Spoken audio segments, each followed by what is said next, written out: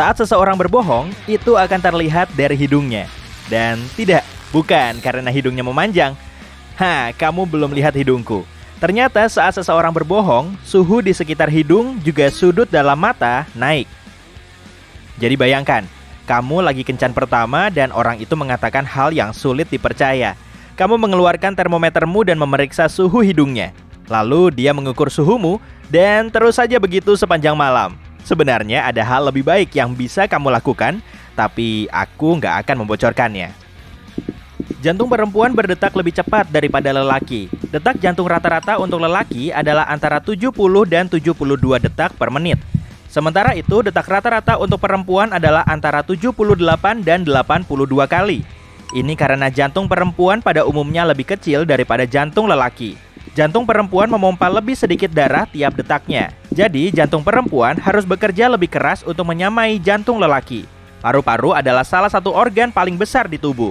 Total area permukaannya hampir sama seperti lapangan tenis. Dan total panjang saluran pernapasan yang melewatinya sama dengan jarak dari Chicago ke Las Vegas. Dan semua ini bisa masuk ke dalam tubuhmu. Impuls saraf yang dikirimkan otak melaju pada kecepatan 273 km per jam. Itu secepat kereta cepat. Jumlah makanan yang dikonsumsi oleh rata-rata manusia seumur hidup setara dengan berat 8 gajah Asia. Pantas saja kita menghabiskan sekitar 4 tahun seumur hidup kita dengan makan. Oh, luar biasa! 8 gajah Asia. Kita meluruhkan kulit karena sebenarnya itu makanan bagi fungus, bakteri, dan hal lain yang pasti ingin kita hindari. Kita meluruhkan sekitar 600.000 partikel kulit setiap jam. Itu sebabnya mereka menyebutku debu. Mata mendapat warna dari pigmen yang disebut melanin. Orang bermata coklat memiliki lebih banyak melanin daripada orang bermata hijau. Darah di tubuh melaju 6,4 km per jam dan mencapai otak dalam beberapa detik saja. Sebagian orang bisa mendengar suara bola mata mereka bergerak. Itu kondisi langka yang disebut sindrom dehiscensi kanalis. Ini menyebabkan setiap suara di dalam tubuh menjadi kencang. Satu orang menggambarkannya sebagai mendengar matanya seperti menggaruk amplas setiap kali matanya bergerak di rongga mata. Wow, sepertinya nonton tenis menjadi sangat berisik.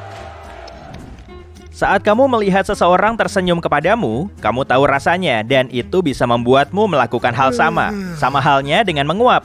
Itu juga semacam cara otak secara tak sadar membuat ikatan sosial dengan orang lain yang menguap. Dulu, gigi bungsu punya peran penting. Itu adalah set ketiga geraham yang kita gunakan untuk menghancurkan daging dan makanan keras lain di mulut.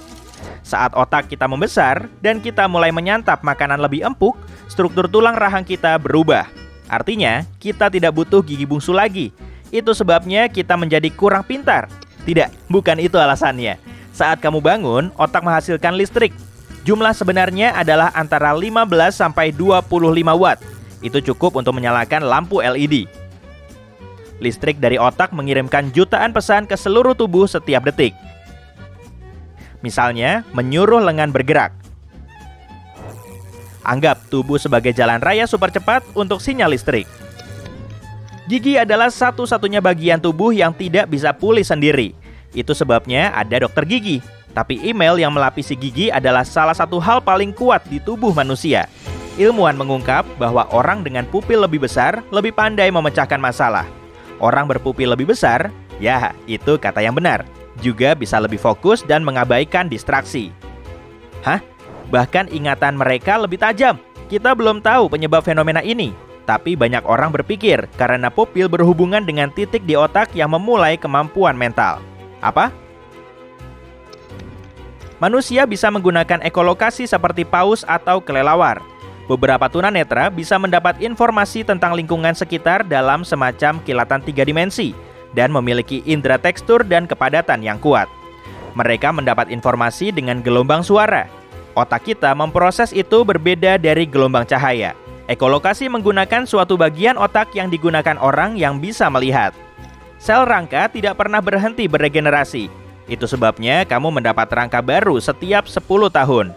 Proses ini melambat seiring bertambahnya usia, dan regenerasinya butuh waktu lebih lama. Itu salah satu alasan utama kenapa tulang menjadi menipis.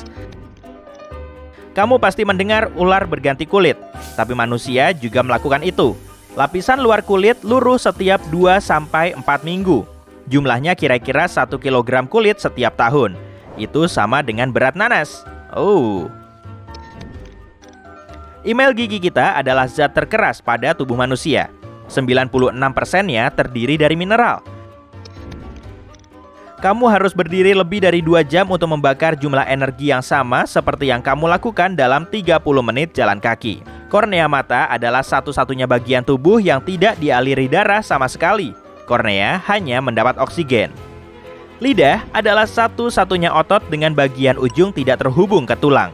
Otot lain menggabungkan 2 tulang di kedua ujung, karena begitulah kita menarik dan membuat gerakan. Lidah terhubung pada tulang hyoid di satu ujung, yaitu bagian leher, tapi tidak terhubung pada tulang manapun di ujung lainnya. Indera penciuman adalah satu-satunya yang langsung mengarah ke bagian otak yang mengatur emosi dan ingatan. Apa aku sudah menyebutkan pankreas? Pankreas terdiri dari sel reseptor rasa yang memungkinkan organ ini mendeteksi tak hanya gula, tapi juga pemanis buatan. Pankreas menggunakan data untuk menyeimbangkan hormon. Sungguh ada yang menghitung ini. Kamu menelan 600 kali sehari, setiap menit saat kamu bangun, dan sekitar 3 kali per jam saat tidur. Rata-rata manusia memiliki 10.000 kuncup pengecap, tapi saat kamu bertambah tua, sel pengecap tidak diganti. Orang tua mungkin hanya memiliki 5.000 kuncup yang berfungsi, jadi mereka harus bekerja lebih keras. Pada akhirnya, bulu di tubuh manusia akan hilang. Dulu, bulu melindungi kita dari kondisi cuaca parah, tapi sekarang kita memiliki baju dan payung. Kebanyakan bulu di tubuh manusia tidak lagi berfungsi. Itu tidak termasuk alis dan bulu mata, yang melindungi mata dari keringat dan hal-hal menjijikan yang menetes. Omong-omong, kita sudah setengah jalan kehilangan bulu. Dulu, manusia benar-benar tertutup bulu yang membuat kita seperti gorila.